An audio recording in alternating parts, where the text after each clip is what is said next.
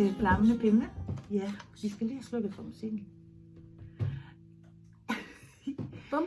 Jeg hedder Hanne, og jeg har jo den her podcast, som hedder Flammende Pinde. Og det er jeg rigtig glad for, fordi min hobby er verdens bedste hobby.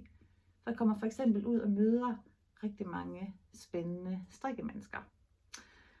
Og i dag har jeg virkelig glædet mig altid, men jeg har virkelig glædet mig til i dag, fordi jeg er på besøg hos en fornem ældre dame, som hedder Hjertegarn. Og Hjertegarn har fået sådan lidt en makeover her på det seneste. Og det skal vi snakke om. Det er Lene. Hej. Hej Lene. Hej. Vil du fortælle, hvem du er i Hjertegarn? Jamen, jeg kører som salgskonsulent for Hjertegarn. Og har gjort det er mit 12 år, jeg er i gang med nu her. Så du kører rundt i alle forhandlerbutikker? Lige præcis i hele Danmark. Ja. Besøger jeg kunder. Ej, hvor dejligt. Mm-hmm. Og så har vi i midten Sara. Ja. Og hvem er du, Sara? Jamen, jeg er designer og er ansat fra starten af januar og laver designoplæg. Nogle gange hele opskriften, og så står jeg for de sociale medier, som primært er Instagram i øjeblikket. Også, vi prøver også at være med på Facebook, men det er mest Instagram, der er fokus lige nu. Så det er det, jeg laver.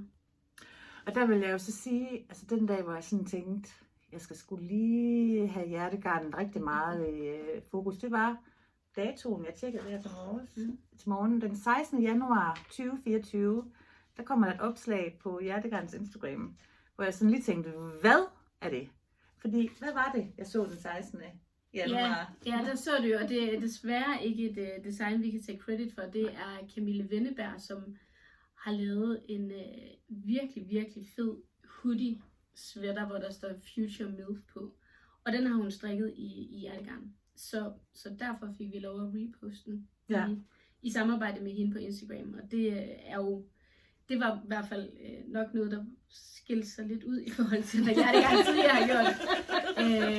Jeg fik den her lidt hjertestop. Ja, et hjertegarnstop. Ja. Og for nu lige at vidste nu, altså før jeg vidste, hvad MILF var, der googlede jeg det. Ja. Så MILF, det står for Mothers I'd Like to. Ja. Og det er jo, det er jo sådan noget, vi er. Ja. Det er så ældre kvinder, som er læbrelaver. For nu at sige vores sprog. Og den her trøje er jo så både til dem, men jo så også til fremtidens MILFs. Future MILF, ja. Så den spænder jo bredt, kan man sige. Og der tænkte jeg, hold op, nu skal vi altså lige holde øje med Hjertegarden. Mm-hmm. Men inden vi skal sådan gå alt for meget ind i det nye ansigt, som Sara repræsenterer, du repræsenterer jo det hele, det gamle og det nye, og jeg ved ikke hvad lige. Ja. Så kunne du ikke tænke dig at fortælle en lille smule om Hjertegardens historie? Jamen jo, det kunne jeg godt. Altså, jeg har ikke været med helt fra start af. Det vil jeg simpelthen nødt til at kende. Men for Hjertegarden er jo grundlagt i 1926 i Odense. Odense Kampgarn Spænderi. Og Hjertegarden var jo et brand under Odense Kampgarn Spænderi. Og de havde jo virkelig deres storhedstid på det tidspunkt der. Op igennem 30'erne også. Der udvidede de. Og de producerede selv i Odense også, altså havde kæmpe store fabrikker, hvor de producerede. Og i omkring 36 byggede de til og eksploderede fuldstændig. Og da de var allerflest ansatte i selve koncernen, der var de omkring 1500 mennesker. Så, I Danmark? I Danmark, ja. Hold da op. Ja, og de fik 1500? Det var mange mennesker, ja. Var det en familie, der startede det? Det var Karl Bremer, han var tekstilproducent fra Tyskland. Og havde åbenbart, styr på alt det der med, hvordan man bygger en forretning op, og gjorde det virkelig godt. Og så, op igennem tiden, blev det jo bare bedre og bedre. Men så kommer krigen jo der, slut 30'erne og starten af 40'erne. Og det blev de lidt ramt af, men kommer et eller andet sted stærkt tilbage igen. Så er der jo en nedgang i 70'erne. Der bliver det meget sådan med, at færdigvaretekstilbranchen går ind og overtager en lille smule. Og der kommer lidt den der med, vi køber og vi smider væk-agtige kultur. Og det ramte dem forholdsvis hårdt, kan man sige. Så alt, hvad der hedder Odense Kampgarn Spinderi, de lukker faktisk i 1992. Okay. Og der er det jo så på det tidspunkt, at de 2 brødre, som i dag har hjertegarn, køber rettighederne, køber brandet hjertegarn, og køber deres restlager i Odense. Og tager det med til Grønhøj, og så starter op igen der. Egentlig kører, hvad skal man sige, brandet videre og det hele, fordi alle kendte jo hjertegarn. Altså, og der kommer lidt den der igen, ikke? Altså, det har min mormor altid strikket i, eller min farmor, eller altså... Det er det. Og bliver lidt hyggeligt på samme måde også, jo, ikke også? Og der har de jo så været siden 92, og ja, man kan sige, et eller andet sted har de jo gjort det rigtige, og gjort det godt. Da vi ligesom inden for de næste par år har 100 års jubilæum, jo, ikke også? Så det skal fejres. Ja, det skal det. Ja, det skal da fejres. Det skal det da. Skal vi alle sammen med, eller? Ja, en stor fest. Ja, kæmpe fest. Ja. Så Per og hans bror Perry har købt det i 92. Ja. Ja. Og så har altså al garnproduktionen, det foregår vel ikke i Odense mere? Nej, altså nej. Det har det faktisk ikke, altså det har ikke gjort det siden dengang, kan man sige. De fik jo leveret 90% af råolien, fik de leveret fra udlandet af, også i Odense dengang. Men det var jo en lang proces med at så få det kartet og spundet og alle de her ting her. Og i dag kan det simpelthen ikke svare sig. Nej.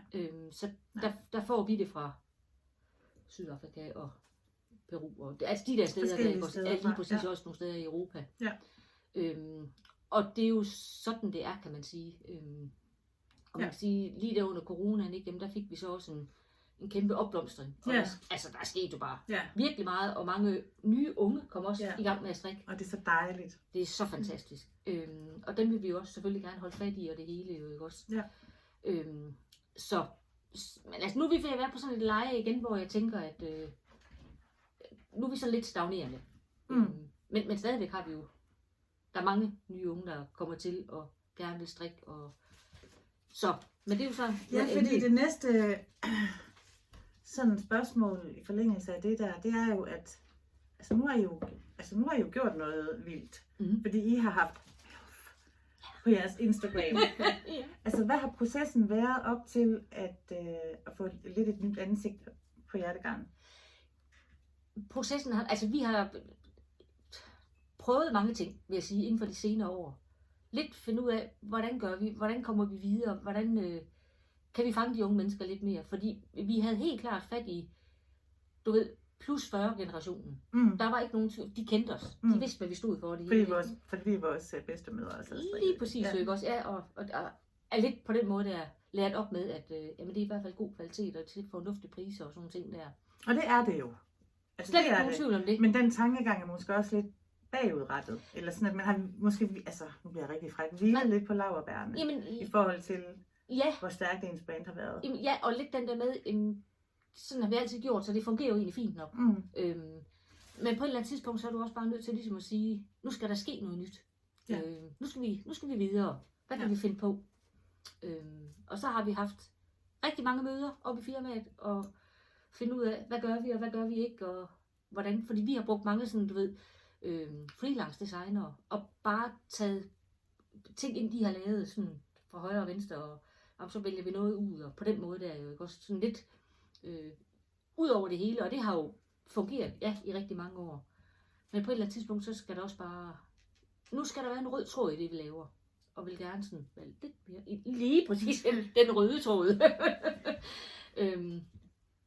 At det fremadrettet skal det lige være lidt mere struktureret måske, hvis vi kunne finde ud af det. Altså ensartet er forkert, når man snakker om Sara som designer, fordi det er jo ikke ensartet. Det er crazy, på den gode måde. Så lidt mere crazy. Ja, lidt mere ud over stepperne og ud over scenekanten, ikke? Altså, godt lige rykker sådan en lille smule. Så, og så var det jo Per, han... Ja, hvad skete der så? Han får jo... Nej, inden vi snakker om alt det nye, så skal vi alligevel lige kaste et blik tilbage, for du har noget med her. Ja, men det er fordi, vi har jo sådan nogle rigtig søde kunder, som jeg kommer rundt og besøger. Og nogle af dem, de rydder jo op, hvis mor dør, eller mormor ikke er her mere, eller et eller andet. Og så får vi nogle gange leveret sådan nogle altså fantastiske hæfter som det her. Og de kan jo være helt tilbage fra, vi har fået nogle forskellige, som Sara også har set. Den er jo super fed, den her. Men ikke dateret, det er så mærkeligt, at der står aldrig et årstal i dem. Nej, det gør der nemlig ikke. Så må man gætte. Ja. Men det er i hvert fald gammel ud. Men den her, prøv lige at se, hvor skarp den står. Ja. Og så får I, og det er så hjertegarnet strikkenyt. Simpelthen, altså, og det er jo virkelig fantastisk. Det er og det er jo smukt, altså. Det er det. Damejumper. Ej, prøv lige at se den her. Nu bliver jeg sådan lidt grebet. Jeg synes lige, vi skal lige have en... fordi det her, det er også meget avantgarde, er det ikke det? Og man kan sige, noget af det, som er heri, er jo også meget af det, som man gør i dag. Ja, Altså, 100%. Altså, Jo. Det er jo lidt den der... Altså nogle af de der hæfter, der har jeg jo seriøst været inde og finde. For eksempel den der kommer en pingus-sweater ud til babyer nu her i løbet af måneden. Og den er seriøst fra et 80'er-blad. Altså den er lavet om, skrevet om. Ja. Og ellers så er det og bare... Taget ud af... Det er seriøst bare taget direkte ud af 80'erne. Eller 90'erne. Der står ikke årstal. Nej. Men altså... Men det er noget gammelt noget, som bare lige har fået en... og når du siger fået 80'erne, lidt 90'erne, shy. det er gammelt, så... vi ved, hvor gammelt Det er fra før jeg er født. Hvor gammel er du, Sara? 30. Ej, det er en dejlig alder. Ja. Og det er jo også, fordi 50'erne er jo de nye 30'ere. Ja. Altså, det er jo common knowledge. Det er fantastisk. Sådan er det bare. Ej, jeg er nødt til lige at vise, Ja, selvfølgelig. det her det er altså sjovt. Så det gamle, bærer med, altså historien bærer med sig til de nye designs. 100%. Ja. Men også bare lidt, at man har bevaret, altså der faktisk er så mange bevarede hæfter fra den gang, ikke? Det er jo guld værd, og at de så vil forære dem til os. Ja. Og vi måske kan lave noget, der er virkelig sjovt, den her 100-års jubilæum. Det skal vi. Nå, ja, selvfølgelig. Ja, Vi skal lave sådan en retrospektiv udstilling. Det bliver noget i den. Det er ikke Nu må vi sikkert, at se. det er helt... Nej, men det er da i hvert fald sjovt. Ja. Ej, det man skal også lige med. Så hvis du ligger inde med gamle hjertegarnhæfter, så vil både sælger og chefdesigner rigtig gerne høre om det og se det. Ja. Hvor er det sjovt. Meget gerne. Og så elsker jeg faktisk lidt, fordi jeg fandt en gammel artikel, der var lavet også, fra den gang det var i Odense. Og i mange af de der hæfter, der stod der også, i det her hæfter, der er der opskrifter til børnene, til herrerne og til dem selv. Altså sådan, det var virkelig, altså, totalt, ikke også? Altså, det var jo på det plan der, hvor man bare, det var damer. Det var bare damer. Ja. De har bare nogle fede formuleringer her. Man kan godt, Jamen, det er nemlig lidt sjovt at se. Vil du give et eksempel? Hænder let lader sig forvandle til smukt uldent vintertøj til hele familien. Alt for længe har strikkepindene været ledige, nu kan de gå på arbejde igen. Det er bare fedt. Hva? Det er så sødt. Ja, det er så sødt. Hvor er det sjovt, altså. Ja, det er virkelig til husmødrene, der har gået der kedet sig. Jamen lige præcis. Ja. Så jo. Så den fornemme ældre dame fylder simpelthen snart. Hvornår fylder hjertegarn 100? I 26. I 26. Vi har ikke sådan lige nogen fast dato. Nej, så vi kan fejre det et år. Ja, lige præcis. Ja. Vi kan sådan gøre lidt, som vi lige har lyst lyst til. Et år med forskellige hjertegarn 100 år. Ja, præcis. Så vi har ikke en fast dato sådan lige umiddelbart. Nej, men det tager jo også lidt tid at planlægge sådan en stor fødselsdag. Ja, hvad vi skal finde på. Ja. Så der er måske allerede noget støbeskeen. Der er tanker i hvert fald. Ja. Der er men det kan vi ikke snakke om lige nu. Det kan vi ikke løfte. Vi kan ikke sige noget præcis endnu. Men der er mange tanker, og de skal nok blive til noget. Så følg med inde på Instagram og rundt omkring i butikkerne. Altså min egen garnforretning, Garnlageret i Rosenkrantz-gade i Aarhus. Der fører vi alt hjertegarn. Og det er rigtig godt garn. Jeg skal lige vise, jeg sidder og strikker i, hvad var det vi var enige om? Det var alpaca 400. Ja.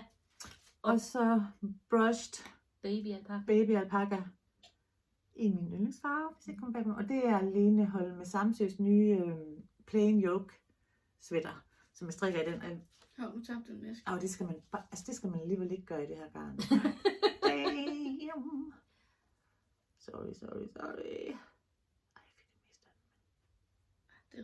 Den er reddet. Og der blev stille. Alle holdt vejret. Spændingsniveau, det kan vi ikke rigtig holde til. Og de strikker bare simpelthen så flot op. Så man kan, altså hjertegarn, der kan du finde garn til alle nye designers og gamle designers sikkert. designs. Ja, Vi har det kan altid man. et godt alternativ. Lige præcis. Og så kom den der MILF. Ja. Den kom. Jeg kan jo som sagt ikke, det er ikke Nej, rigtig Hjertegarn, der kan tage credit for den. Men det var dig, der slog det op, tænker jeg. Ja, i samarbejde med Camille. I samarbejde med Camille Venneberg, ja. Camille Venneberg. Ja, hun er virkelig dygtig. Ja. Så anbefalinger at gå ind og tjekke hende ud også. Ja. Mm. Hvis man er til noget, der sådan lige skuer lidt. Som for Ja. eksempel en Fusion Milf. Hvor man sådan ikke siger, hvad var det, der lige skete Ja. der? Så efter I har haft en masse samtaler på kontoret og snakket noget strategi, og at I vil gerne have noget sådan mere ensartet udtryk fremadrettet, hvad sker der så?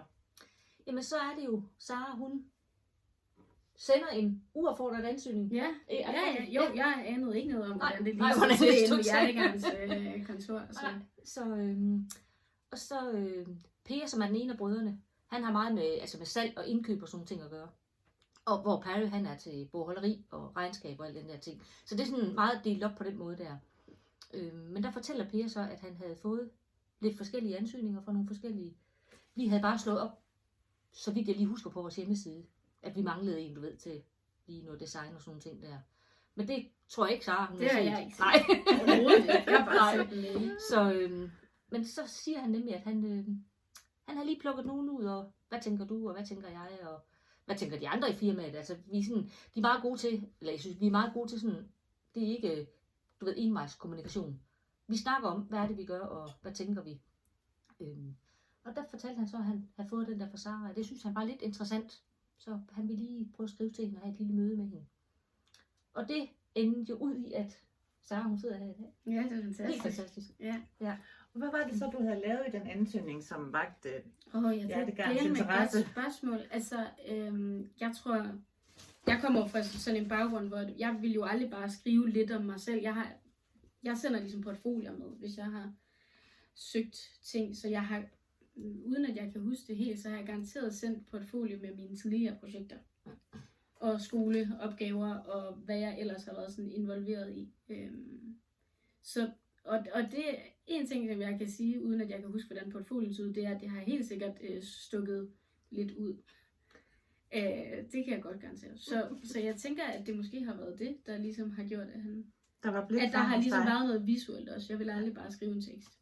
Det er ikke så meget. Hvad er din baggrund for at være designer, eller for at sidde her? Har du noget? Jamen altså, min baggrund sådan uddannelsesmæssigt er, at jeg blev færdig på Kolding Design School for et år siden, som tekstildesigner.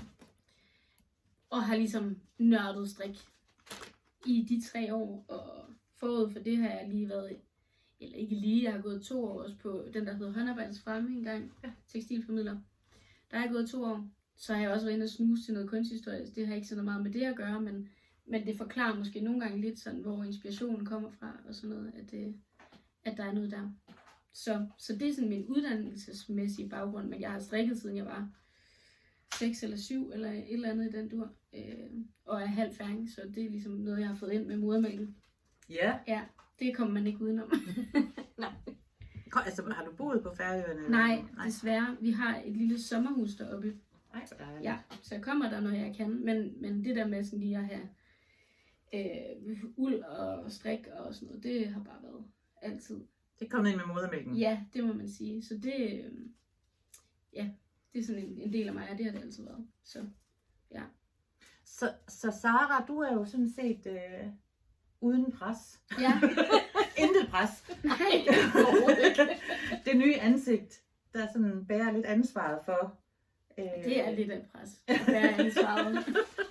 Vi lægger den på din Ja. skulder. Ej, jeg er da sikker på, at du får opbakning til Ja. det, men altså, det er jo... 100%. Altså, det er jo sådan ligesom dine idéer og din nytænkning, der Ja. skal ind og præge Hjertegarn nu. Ja.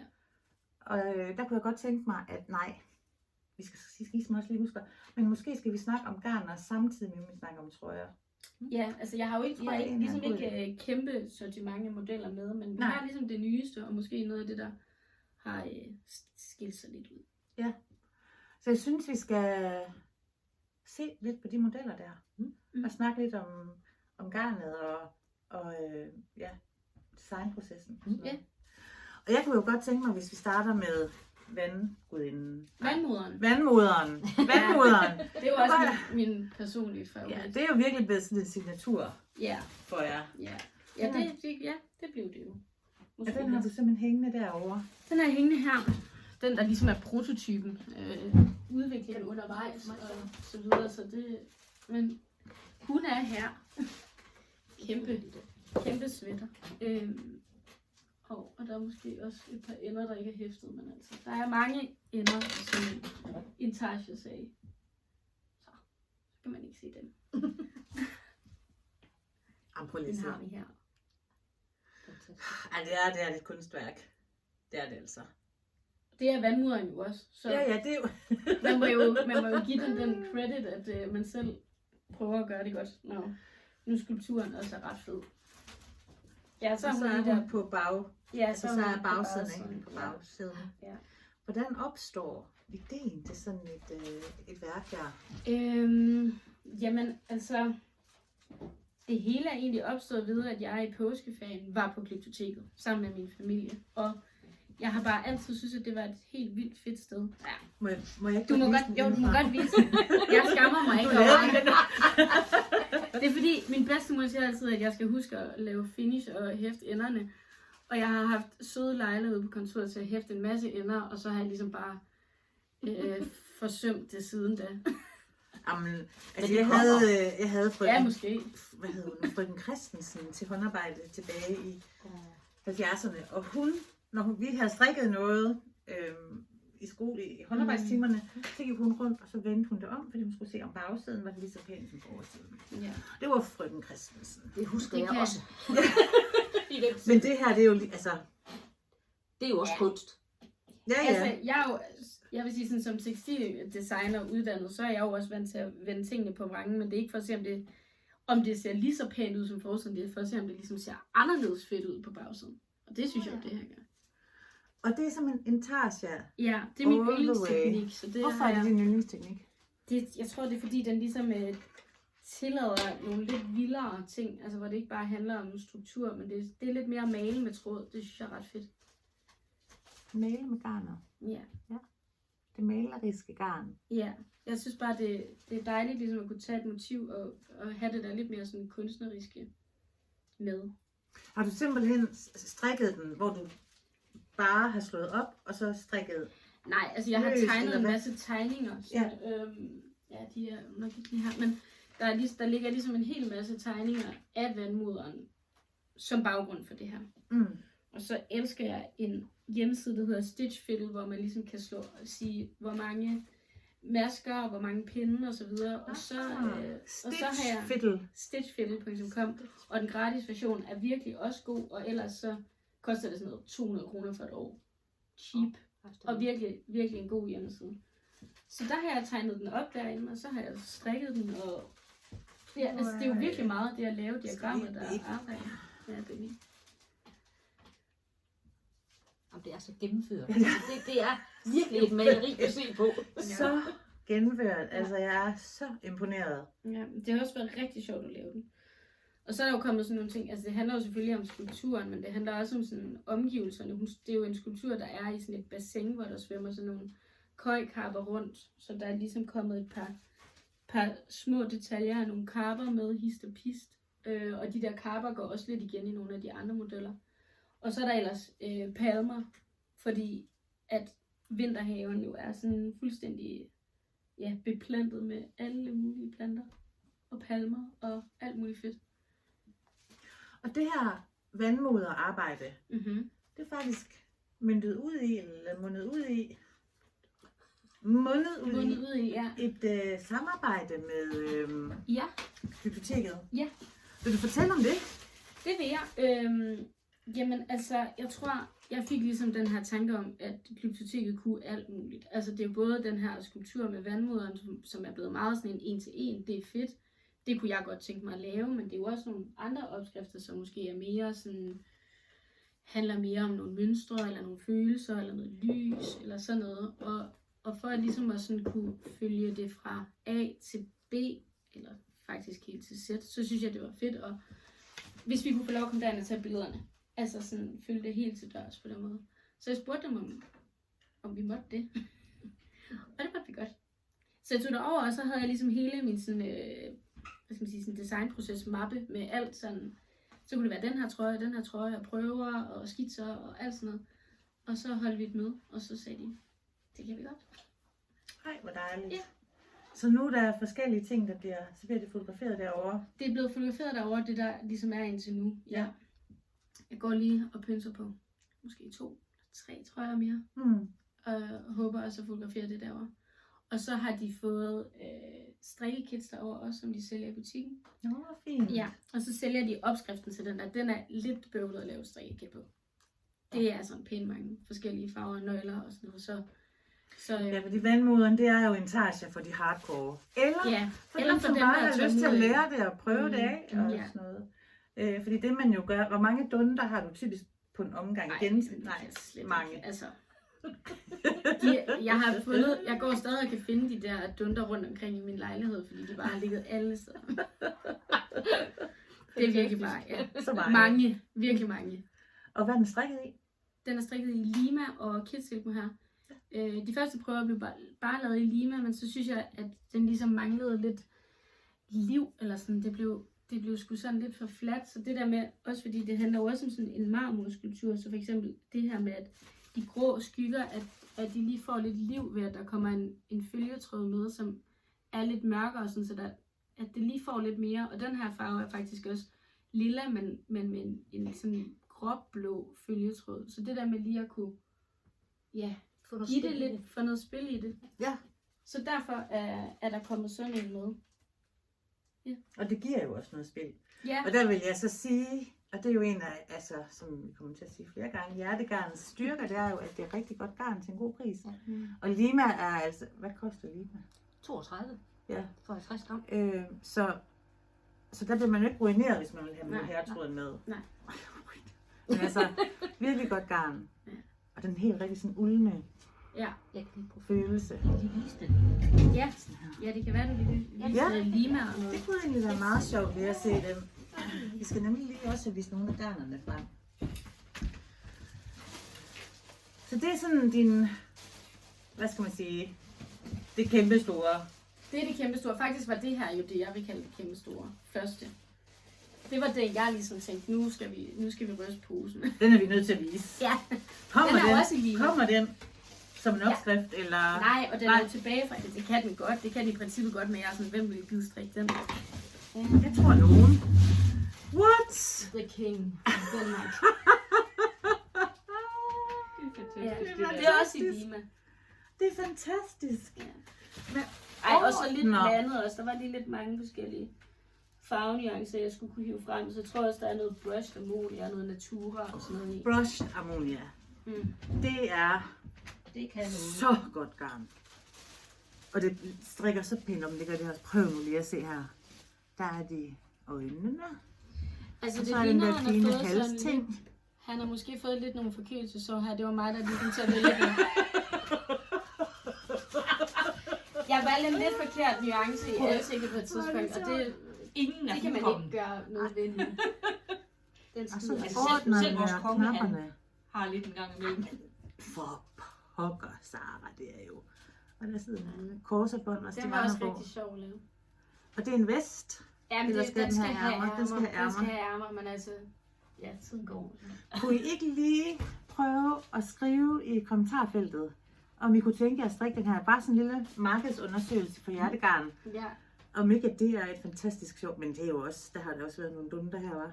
Det har der, men altså, man kan sige, hvis man skulle lave den her til en opskrift, så kunne man godt gøre sig selv den tjeneste, at man ligesom havde nogle af de lidt større felter, som var strikket intarsia, og så kunne man jo lave noget af det som maskesten broderi bagefter. Ja. Det kunne ligesom gøre det hele en lille bitte smule mindre uoverskueligt. Men det her, det er totalt bare intarsia. Og jeg tror faktisk, at de fleste ender i hæft. Okay. Almost. Det kan være sige.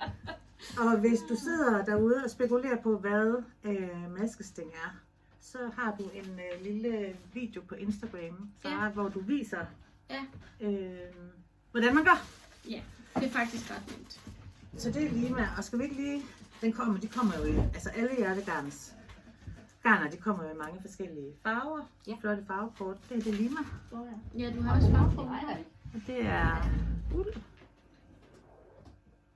Og hvad hedder det? Jeg kan aldrig huske, om det er Kid Silk Mohair eller Silk Kid Mohair. Lige meget. Det er Det er den her.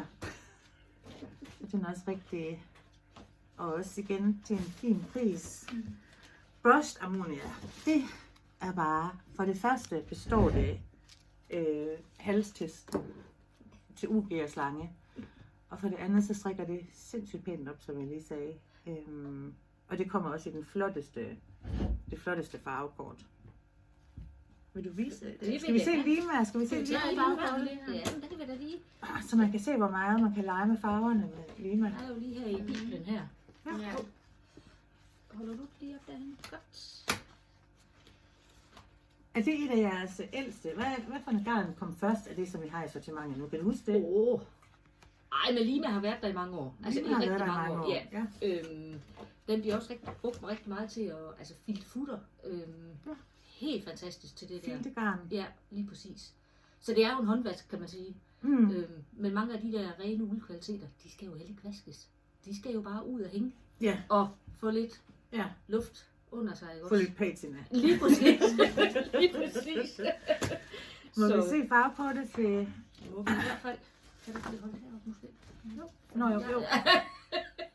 Skulle jeg også have gjort det på den der? Lige meget. Så kommer jeg bare lige til at se. Mm. Det er jo Wow. Nå. Ja. Nå, jamen det er jo en forretning, I driver. Ja, men det er jo lige præcis det. Lige præcis det. Brushed ammonia. Ja. Er det et nyere garn for jer, eller? Ja, den er et par år gammel efterhånden. Ja. Men den har vi virkelig udviklet på også, fordi den er bare blevet vanvittigt populær. Ja, det kan jeg så virkelig godt forstå. Ja. Og der er faktisk en opskrift, som kommer lige om lidt. Med den der. Ja. Og den nye. Den her. Nå, De to. sammen. Det er spændende. Ja. Mm. Hvornår kommer den? Jeg sender den til teststrik i den her uge. Første opstrik. Så der går nok lige lidt tid, men den er i hvert fald tænkt igennem Ja. nu. Ja. Så. Ja. Og man kan sige, der hvor jeg har markeret med orange, det kan jeg lige vise her også, hvis man kan se det på farvekortet. Der er lige lavet sådan nogle overstregninger her. Det er fordi, der simpelthen lige er kommet 6 nye farver her til efteråret. Og det er jo så det, der sker, når det er en kvalitet, der bare bliver taget godt imod, og folk gerne vil have. Jamen, så udvikler vi også på det. Ja.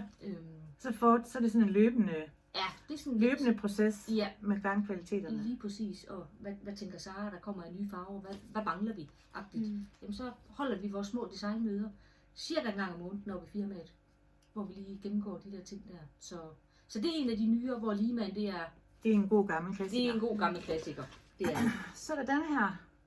Ej, skulle vi lige se farvekortet til Silke? Det kan vi For godt. det er jo også et utroligt populært garn, som er et virkelig godt alternativ til lignende produkter. Og der kan man sige, hvis man ikke er så meget, hvis man ikke er så meget til Glorien, eller ikke er så meget til mohair, så er alpaca 400 jo faktisk et rigtig godt alternativ som en følgetråd. Ja. Den har vi simpelthen her. Og det er silkemohair. Den er simpelthen i så mange farver. Og det er også meget det der tone i tone, som man altid kan ramme. Ja. Lige nøjagtigt den røde nuance, man tænker, Man gerne vil have. passer lige nøjagtigt. Ja. Ja. Og så synes jeg lige, vi skal have den nye Brushed Baby Alpaca, som virkelig har noget. Og der vil jeg så sige, og den er ny, den her, ikke også? Den er helt ny. Og der vil jeg så sige som strikker, at min strikkefasthed, jeg skal faktisk en pindestørrelse ned for at ramme strikkefastheden, fordi opstrikket, det bliver lidt mere løst, fordi at garnet har den her struktur. Ja. Så det var bare lidt lille fif. Ja. Og det er jo fordi, det der med- ideen til sådan et garn opstået, og hvad er det for en niche i markedet, man lige vil ramme med den her? Det der, nu viser jeg lige farvekortet her på den, der er 41 farver, der er kommet. Ja. Og man kan sige, den har en vejledende pris, der hedder 45 kroner, kontra mohairen, der hedder 73 kroner. Og det var lidt det der med, bare begynde at høre, at folk de var sådan lidt trætte af det her lodne, lidt trætte af alle de her hår her.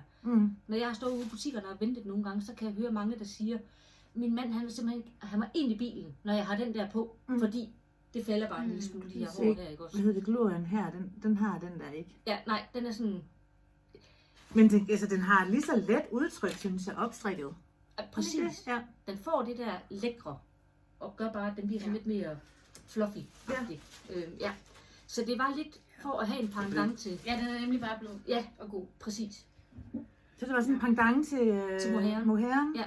Og så næsten, ikke helt, men tæt på. noget billigere. Ja, præcis. For den løber også de 200 meter. Den løber det samme. Ja, som mohairen gør. Så. Og den så vi farvekortet på. Ja. Ja. Så det er sådan, at man ser lige, at det der mohair, det er ikke lige alle. Og så er der et godt alternativ med brushed baby alpaca. Lige præcis. Og så, eller alpaca 400. Præcis. Ja, skal vi have farve? Ja, det skal vi da næsten lige på alpaca 400, ikke? Og hvad er den står til, den her? Det er 65 kroner. Ja, 65 kroner. For 400 meter. 400 meter, ja. Så der får du sådan set det dobbelte til en rigtig, rigtig, rigtig god pris. Ja. Og så er det bare virkelig lækker kvalitet, altså. Og bliver brugt til rigtig meget. Altså jeg har selv kunder, der har lavet sommertoppe. Brugt en bomuld kvalitet, et eller andet. Og så satte jeg bare 400 ind i. Fordi det løfter den bare lige og gør den super lækker. Og, ja. Det er jo også et rigtig dejligt blødt garn. Lige præcis. Så skal vi også lige omkring den der børste ud. Den er også relativt ny, er den ikke det? Eller er det mig, der... Lene? Jo, den er. Jeg har været siden januar, jeg ved ikke, hvor meget Vi skal snart tilbage til design.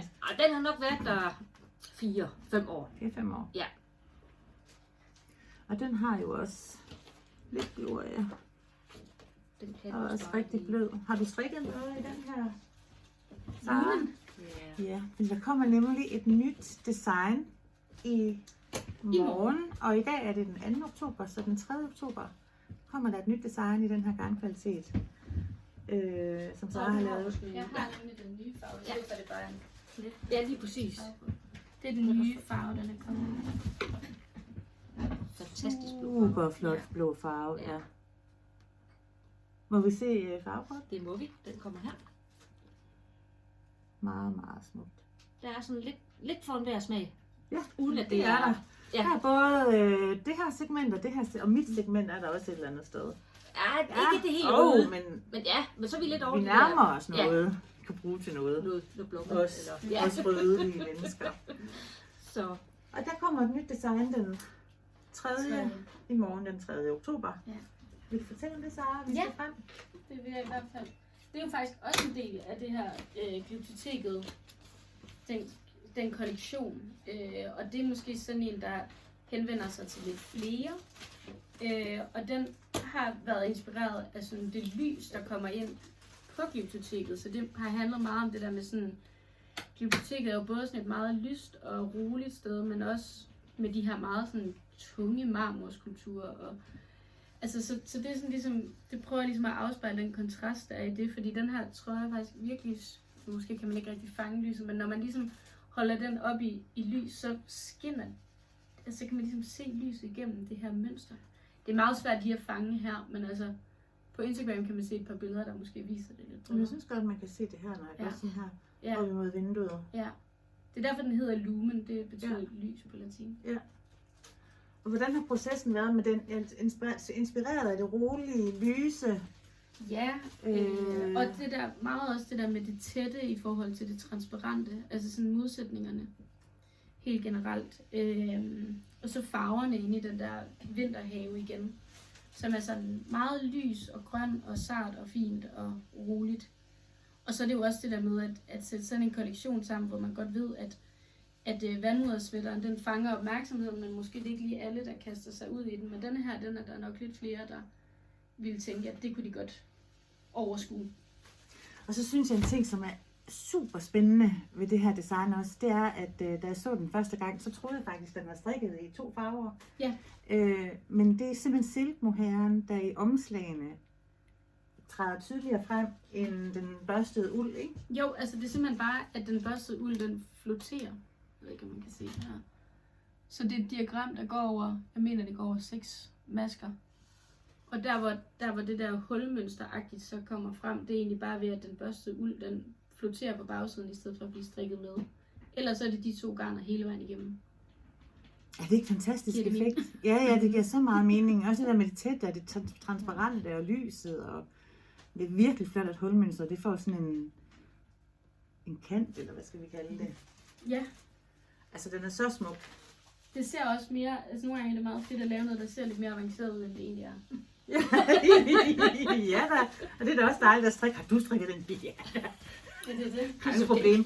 Og så skal vi lige sige i forhold til Lumen, at Hjertegarn, de giver faktisk et kit med garn og opskrift Ja. til Lumen, som bliver lavet som en giveaway, og det gør det over på min Instagram, Hanne Just. Og der er nogle datoer på, hvornår den starter og hvornår den slutter. Så det kan godt være, hvis du ser det her om noget tid, at Instagramen er lukket, at giveawayen er lukket. Men ellers hop over og se, hvordan du kan få fingrene i det her kit. Tusind tak for et meget flot giveaway til Hjertegarn der.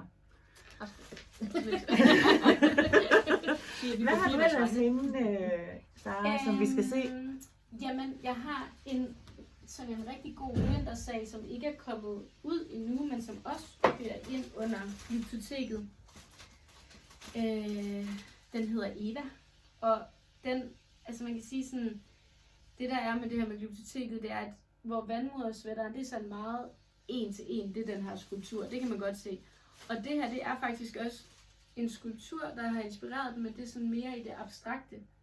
Og det synes jeg bare er ret fedt, både at ligesom tage noget, der sådan er meget en til en, og så tage noget, hvor at man kunne se det her bare som et abstrakt mønster af felter i grøn, men i virkeligheden så er der lidt mere en mening bag. Og hvis man ved det, så kan man måske se det, og hvis man, ja, så det er sådan lidt en, for at have den der sådan kontrast også mellem noget, der bare er en struktur, og noget, der er meget en til en, og så noget, der bliver lidt mere abstrakt. Man kan selvfølgelig også bare strikke den i ensfarvet. Den her, det er maskesten, hvor det her broderi er lavet. Det er maskesten, ja. Og hvad er den strikket i? Den er strikket i naturuld, som Ja. er totalt en favorit for mig. Ja, jeg tror også hvorfor? for mange andre, fordi det går hurtigt. Hvad pind er det på? Pind 8. Pind 8. Det bliver meget... Nej, den har en hætte, det har jeg slet ikke Den har set. en hætte. Den har sådan lidt en anorak-hætte. Jeg skal næsten lige prøve at tage den på. Ja, prøv lige at tage den på. Nu har jeg godt nok lige sådan en knold, der godt kunne ødelægge looket lidt. Ja, den men har det... nemlig en, altså sådan, den er jo meget boxy, så jeg synes, den er god sådan til vinter, hvor at man måske kan have noget indenunder og sådan noget. Mm. Prøv nu lige Det at er så se. lidt Geo fra Anna og Lotte. Geo for Anna og Lotte. Hvem styrer dig så? Ej, Ja, det er det. ej. Den går ligesom sådan bare lige, altså der er sådan noget lidt anorak-agtigt Ja, over ja. den her hætte, og den sidder sådan lidt tæt til. Men er samtidig også meget god, hvis man sådan bare har den hængende. Så det er lidt det, der har været tanken bag det. Altså jeg har strikket den her på min sommerferie i Frankrig, og det var enormt varmt, men jeg har så til gengæld også haft god tid til at gå og glæde mig til, at det er blevet koldt nu. Den er så fin. Jeg skriver lige de her ned, fordi dem skal jeg lige have med som sådan nogle pointer til mit opslag om Geo fra Anna og Lotte. Frederiks forkølelse så. Det var altså ikke på, hvad skal vi sige, moodboardet. Hvad hedder modellen? Den hedder Eva Sweater, fordi det her, det er silhuetten af en skulptur inden fra glyptoteket, der hedder Eva og Syndefaldet. Ja. Inde på Instagram, når der ligesom begynder at komme noget information ud om den her, så kan man også se, hvad skal man sige, inspirationskilden, og dem ved siden af hinanden. Så forstår man det måske lidt bedre. Men tanken har egentlig også bare været det der med, at det er en detalje, som er Super fed. ja, og ret abstrakt, og man kan jo som sagt bare lade være med at putte den på. Og der kommer så, i opskriften kommer det her diagram, og så kommer der faktisk også et andet diagram, som er køjkappen, der går igen over fra vandmoderen, så man kunne ligesom enten lave den med Eva, hvis man er til den slags, man kunne lave den ensfarvet, eller man kunne lave den med køjkap, og jeg har sådan en drøm om, at jeg skal have en med en køjkap op her. Wow. Så der er stadigvæk lige lidt designproces, der kører der. Hvornår kommer den ud? November. November, det er jo også et passende, og det, som du siger, det er dit favoritgarn, fordi det går hurtigt. Ja. Og det er naturulden. Og den løber jo 100 meter. 100 meter på 100 gram. Og har også et ret fedt Og farve. naturulden, hvorfor hedder den naturuld? Pas. Jeg tror simpelthen, at man har tænkt dengang, at det er jo bare det naturlige. Ja, fordi den er jo også, er den spundet eller tvundet? Er det entrådet, eller? Ej, det er mange tråde, der er i Ja, den der fordi også. det, men den har det er det. den der sådan uldne måde at være Altså man kan nærmest næsten bundet på. fornemme det fra foran af, at, Ja, det bare ja. er totalt. Og den er også 100% uld. Måske ikke lige den her, hvor der er noget meleret i, men ellers Ej, på tweeten er der en lille smule. Ja, på tweeten er der men lidt. men den er fed, den der tweet. Ja, Den super er fed. så fin. Så forelsket. Og ellers så har den bare et helt så har den fantastisk alle farvekort. farver, ja. Lidt længere op, Ja. lige print af det sidste. Det, som også er fedt ved jeres farvekort, og det tænker jeg at også, at andre gamle producenter tænker på, men det der med, hvordan man kan mixe og matche garnerne Lige præcis. i de forskellige kvaliteter, hvis man skal strikke 2 tråde sammen, eller at der faktisk er rigtig mange super gode kombinationsmuligheder. Lige præcis. i, Ja. Ja. Har vi andet over på... Ej, må jeg ikke lige se lumen i den lyseblå? Nu så vi den lige. Den her? Ja, eller grå. Den er eller hvad faktisk den- grå, og Den er så grå. med en Ej, den er så fin. sådan en grålig, lilla-lig følge. Altså jeg ved ikke, hvordan jeg skal beskrive. Ja, den er måske grå, den følgetråd, men det er i hvert fald et andet udtryk. Altså det var jo helt vildt fedt at have lumensvætteren til teststrik, fordi at det var nogle meget modige teststrikker, der valgte alle mulige farver. Mm. Så nu har vi ligesom set den i lyserød og gul og orange og blå og grå, altså sådan, så der er virkelig, Der er bare noget. det kan noget, det der med lige at mixe farverne, og der synes jeg også, at det er fedt, nu denne her er sådan meget tone i tone, og det er den grønne også, men at prøve lige at sådan være lidt modig der. Lege Mm. lidt med det. Man behøver ikke at vælge 2 farver, der ligesom ligger helt op ad hinanden. Når I laver teststrik, får teststrikkeren selv lov til at bestemme farven, eller har I Ja. sådan et ønske om, at det skal være Nej. bredt? Nej. Altså jeg synes, at det er vigtigt, at når man vi laver jo de der teststrikker calls ud på Instagram, så folk kan skrive, og der synes jeg, at i og med det er en trøje, man beholder selv, så er det også fedt, at man selv kan vælge, hvad for en farve man ved, man kommer til at gå med. Så hvis man gerne vil være teststrikker for hjertegarn, så skal man holde øje med Instagram, fordi der bliver der lavet calls ude. Ja. Og man får lov til at beholde, får man også sponsoreret garnet. Man får sponsoreret garnet, og man får trøjen bagefter, men man skal ligesom kunne overholde en deadline. Meget vigtigt, man skal kunne overholde en strikkefasthed. Og så skal vi have kommentarer bagefter. Altså, man sidder selvfølgelig og vil jo automatisk regne sin størrelse igennem, så man kommer hen i arbejdet. Og så hvis der er et eller andet, hvor man tænker, at det her, det forstod jeg ikke. Eller et eller andet. Så der er ligesom, det er kravet. Mm. Og så synes jeg var nede og lave podcast med en dejlig kvinde, der hedder Anja, som er prime knitter på Instagram. Og hun er teststrikker nemlig. Ja. Og hun siger også, altså vi kommer sådan til at snakke om, hvis der er nogen, der spørger mig, om jeg vil strikke et par sokker til dem, så kan jeg sige, at det bliver i timeløn på 2.000. Det kan man Så jeg synes også, det er fint, at man får garnet og får lov at holde, fordi det er jo et stort arbejde. Men man kan sige lidt sådan lige bonusinfo. Hvis man vil lave den der i størrelse medium, så skal man bruge 5 nøgler af den børstede uld, som vi havde lige før. Ja, lige præcis. Og 4 nøgler silk nu her. Mm. 5 nøgler er 59, og 4 nøgler er 73. Mm. Ja. Altså igen, Det er til bliver med jo- at gøre. at det er lige præcis det der, det er sådan, hvor de fleste kan være med i hvert fald. Mm. Det er overkommeligt. Så har vi også June Scarf herovre, in the making. Ja. Sindssygt flot. Altså I må undskylde, at det er lidt presset, men det er udstyr, det er vilkårene. Ja, det er Det er det. vilkårene. Ja, sådan er det, når man sidder på sådan et lille værksted. Men den er ligesom i gang med at brodere. Det er jo i virkeligheden et ret nybegyndervenligt tørklædeprojekt, fordi det er 2 lange baner i glatstrik på pind 3,5, mener jeg, i hjertefine. Og så er det her gudinden Juno, som bliver broderet på med maskesting bagefter. Og det er faktisk virkelig nemt. Det tager bare lang tid. Mm. Men det er lidt ligesom, altså konceptet er jo lidt som at lave en perleplade. Nå ja, selvfølgelig ja. Det er da en Så- god sammenligning. Ja, Ja, altså det der med, at ja, et felt er ligesom en maske, og så er det jo bare derudad. Så det tager noget tid, men det er også ret hyggeligt. Altså man strikker 2. Man strikker 2, og så broderer man på, og sørger for at få dem vasket og blokket, så de får samme størrelse, og så syr man dem sammen med stikkesting i hånden. Nå okay, så Ja. det er... Fordi jeg overvejede også på et tidspunkt, at det skulle være dobbeltstrik og så videre, men det bliver simpelthen,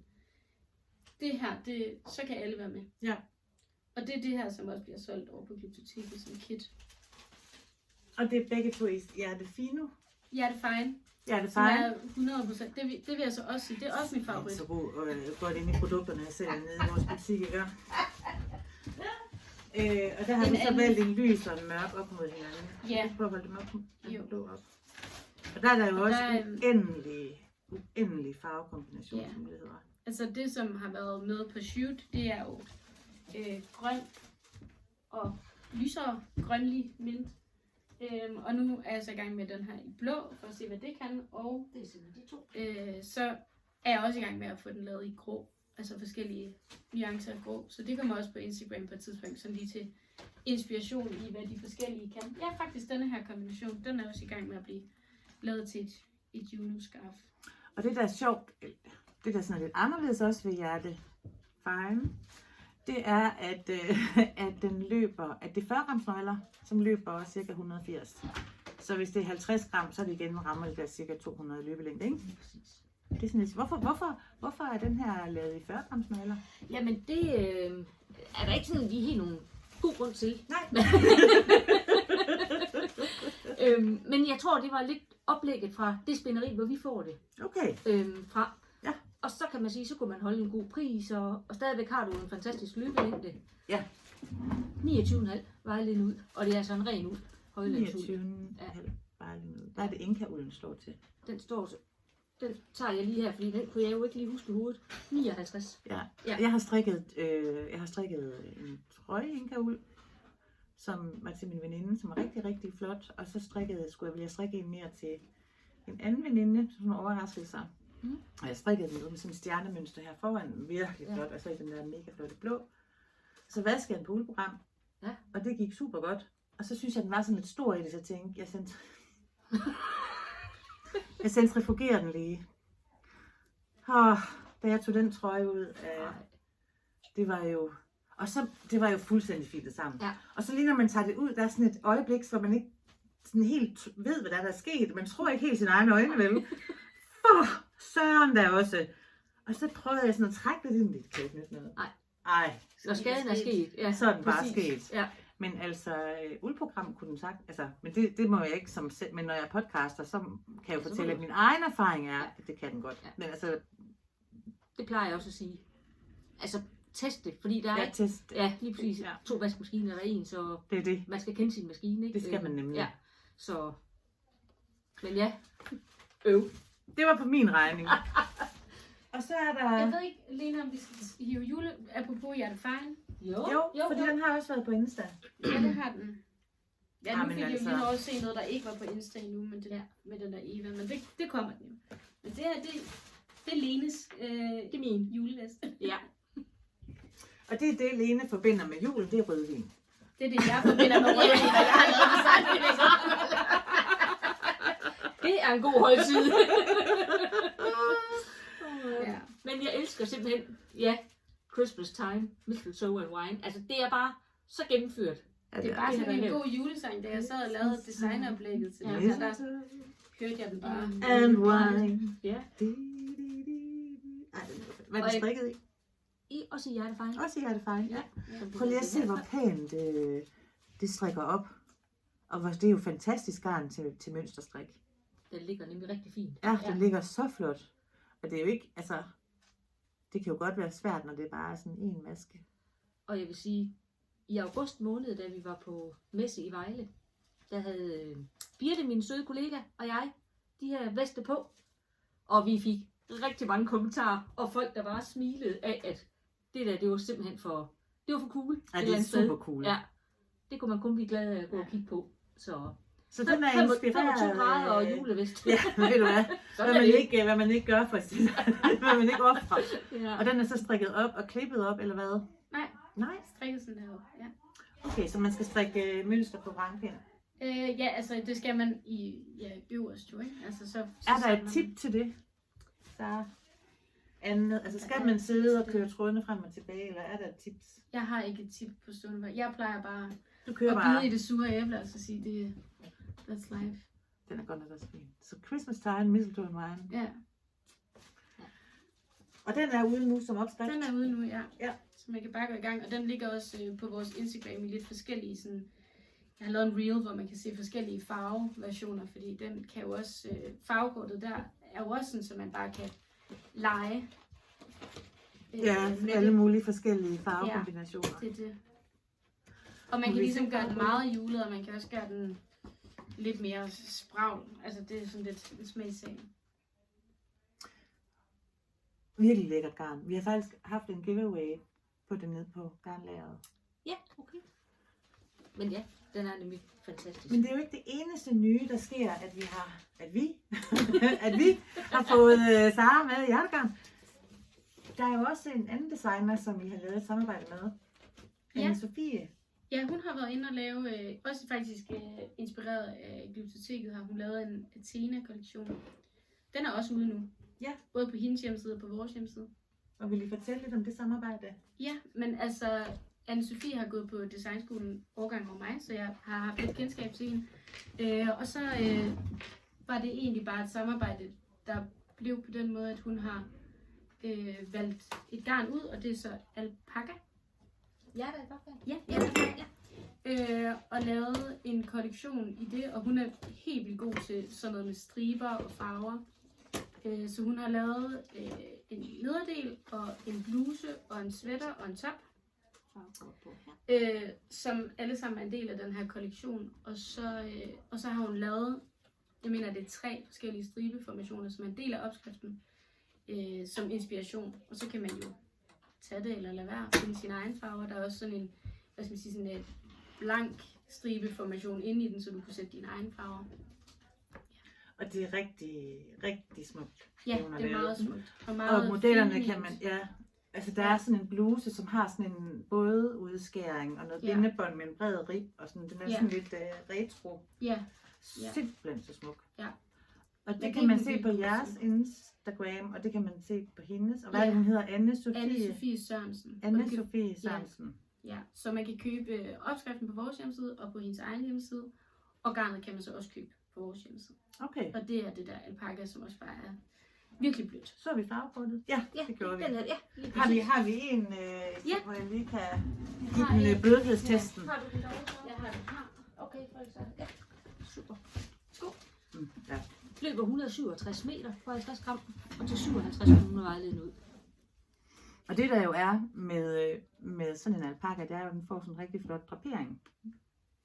Og den der nederdel, hun har lavet, ej, var den flot. Den er virkelig flot. Den havde jeg på til Nisse. Det havde du nemlig, ja. Ja. Ja. Så det var så fint, ja. Ja. Så det her, det her hønsestrik, er det noget, der kommer mere af, tror vi? Det kunne da godt gøre. Det kan jeg bestemt ikke udelukkes, fordi det er virkelig bare noget, jeg elsker. Så hvad er der i fremtidskortene, hvis vi skal kigge i krystalkuglen? Hvad er der så, hvordan ser fremtidsplanerne ud for hjertegarn? Kommer der nye kvaliteter? Har vi en masse designs på vej? Hvad kan vi? Jamen altså, hvad jeg kan sige omkring designs, det er meget, at jeg synes, ligesom med Glyptoteket her, det er ret fedt ligesom at sige, det her, det er konceptet nu. Nu går vi med det her, og også noget med ligesom at kunne trække en rød tråd igennem flere forskellige styles, og sige, det her det er en del af Glyptoteket-kollektionen. Og her er der jo også nogle børne- og babymodeller, som også kommer ud, som også har taget inspiration i det. Så det der med, at der ligesom er en sammenhæng og en rød tråd i det, det bliver noget, der kommer til at køre frem som sådan en skabelon. Der skal ligesom være sat et koncept, og så er det det, vi går med i en periode. Og det bliver ikke Glyptoteket til sommer, men det bliver noget andet, som også kommer til at være et fast koncept, og man kommer til ligesom at kunne se en rød tråd igennem det. Ja, Vil I fortælle mig, hvad det er off-kamera? måske. Det er fordi, at der Ellers så må vi vente og se. der er stadig detaljer, der skal falde på plads. Men sådan nogle spændende samarbejder, som så inspirerer en kollektion. Ja, præcis. Altså jeg synes det der med at kunne bare sådan være meget åben for, hvor kommer inspirationen lige fra, og så finde ud af, hvem kan vi team op med, eller hvor kunne vi lave et helt vildt sjovt fotoshoot, eller et eller andet, sådan, så der ligesom er noget mere i det, end bare den her grå trøje. Ja, Og det også, hænger sammen med noget. ja, og det der har været vigtigt med Glyptoteket, som også kommer til at gå være en del af fremtiden, det er det der med at invitere folk ind i designprocessen. Altså sådan vise noget med sådan, det her det er vandmodersvætteren, og den her skulptur er lavet på det her tidspunkt, og sådan, og jeg har gjort sådan her for at nå frem til det her design. Sådan så man ligesom også tager folk lidt mere ind bagved. At det ikke bare er sådan en bum, så var der en trøje. Så hvis man sidder derude og har et yndlingsmuseum, eller et yndlingsbibliotek, eller et yndlings eller noget, eller man ser, at de laver noget med biblioteket, og man tænker, jeg har den her idé, skal man så bare kaste efter jer? Det kan man bare gøre. Man kan bare kaste. Kaste. Så må vi se, om det bliver grebet. Bare kaste. Jeg har sådan et hoved, der i forvejen nogle gange er ved at eksplodere lidt, så jeg ved ikke, hvor meget mere der er plads til, men man må gerne bare kaste. Ja, så man må kaste gamle magasiner, og Det må man gerne. det er, og man kan melde sig som teststrikker og blive mere involveret i jeres arbejde. Helt sikkert, ja. Vi vil rigtig gerne lytte til også vores kunder. Ja. Ikke? Altså, fordi det er jo ret vigtigt. Det er jo ligesom dem, vi skal Ja. leve af. Jo, ikke også? Så vi er også nødt til at være åbne over for, hvad er det folk, de spørger på? Hvad er det, de gerne vil? Ja, og så igen med den røde tråd i hvad der er, der bliver lavet. Ikke? At man ikke bare skyder til højre og venstre. Ja, der er ligesom en sammenhæng. Ja. Og så Det er tror jeg ret også, at vigtigt. det er også vigtigt, at nu nogle af de her designs, de bliver sådan nogle, der stikker meget ud, og det bliver måske sådan lidt art, og nogen vil stå af på det, men jeg synes også, vi prøver virkelig også at huske, at der skal være noget for alle. Så dem, der har kendt Hjertegarn, og som har kendt til det i mange, mange år, de skal stadig have lyst til at strikke i det. Ja. Altså, Ja. det skal ikke være sådan, så vi ligesom siger, nu har vi lyst til at have en lidt bredere og yngre målgruppe, og så glemmer vi nogen. Altså, det skal helst være, prøver ligesom at have øje for, at der er noget for alle. Ja, og det må man jo sige, lumensvætter. Det er jo sådan et tidløst design, som Ja. alle kan bære. Det er det. Ja. Så det forsøger vi virkelig sådan at huske. Og vi også gør det fremadrettet. Hvor er det spændende. Ja. Jeg glæder mig rigtig meget til at se, hvordan Hjertegarns fremtid bliver, og alt det, som Sara nu kommer til at kaste efter det, kombineret med alle de gode gamle kvaliteter og nye kvaliteter. Ja. Super spændende. Ja, synes vi også. Ja. Det er rart at være Vi- en del af. Vi hygger os Ja, også. det gør vi. Ja, det kan man godt være. Jamen, strikkeveninder er jo de bedste veninder. Det er det. Ja, Sådan er det. sådan er det. Mm-hmm. Ja, så- Lene og Sara, er der noget, vi har glemt at sige her? Skal vi lige runde af med et eller andet helt vildt vigtigt? Har du noget? Nej, Nej. ikke andet end at vi gerne vil se de der, hvis der er nogen, der har de der gamle strikkehæfter, Ja. så vil vi gerne se dem, så vi kan holde god fødselsdag. Lige Ja. præcis. Og vi vil også godt bare låne dem. Altså, Ja, vi vil gerne bare låne Ja, dem. selvfølgelig. Altså, Eller tage nogle billeder, eller bare lige. Ja, lige præcis. Du kan også bare sende nogle billeder afsted til os. Mm. Så, men vi er Så bare et interesserede. gamle hæfter, som er gamle fra 90'erne. Og også gerne ældre. Og også gerne ældre. Alder er jo relativt. Alder er Alder er, hvem der relativt. siger det, så for Alder mig er er relativt. 90'erne jo. Ja. Fordi jeg tænker Det er helt det. sikkert her, der er vi i der er vi i hvert fald i 50'erne, Ja, lige 40'erne 50'erne, ja, måske. lige præcis. Men sjovt er Super det. sjovt, Og ja. virkelig stilet. Altså, Ja. det var virkelig Gennemført. Det kan godt være, at man kommer til at se noget fra den der i fremtiden. Altså, Vintage lukker strik. lidt. Ja. Lige præcis. Ja. Så Så derfor er vi interesseret i at se mere af det, ja. hvis der er nogen, der har noget. Så en hjertelig opfordring Mm. til at sende gode gamle billeder ind af Hjertegarn. Ja. Lene, og så... Ja, undskyld, bare lige et lille Ja, gammelt da. citat også fra dengang, det hed Odense Kampgarnspænderi, hvor Hjertegarn var nærmest deres bedst sælgende brand. Hjertegarn er mit hjertebarn. Var. Vi skal genindføre det slogan. Det er godt. Ej, Så lukker vi den på den. Ja. Lene og Sara, tusind tak, fordi jeg må komme og besøge dig her i Saras lille arbejdssted herinde centralt i Aarhus. Det har været så sjovt og en stor fornøjelse at komme her. Og husk, Hjertegarn er Vores hjertebarn. vores hjertebarn. Tak for nu. Og Tak, vi Anne. ses.